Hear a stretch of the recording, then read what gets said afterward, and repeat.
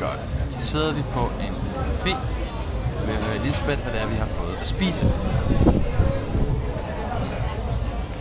Goddag og rigtig hjertelig velkommen til Rapsa, tror jeg den hedder.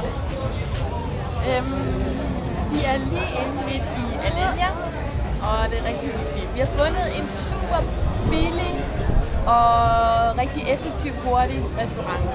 Vi har fået filetstik, der har jeg fået, og Peter han har fået pizza. Og vi kunne ikke spise ret meget af det. Det var faktisk ret billigt. Og lige nu så har jeg så fået trumfet min mening igennem om, at vi skulle have iste. Nej. Nå nej, det er ikke iste. Det er æble-te. Og det er rigtig godt. Slut herfra.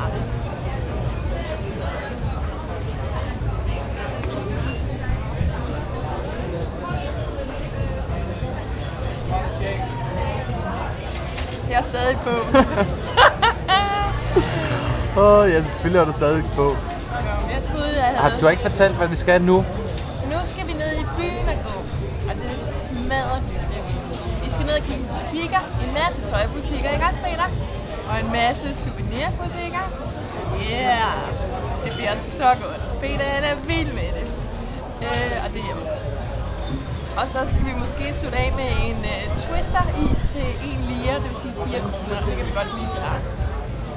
Nå, sig skål til kameraet, og så sige Roger over.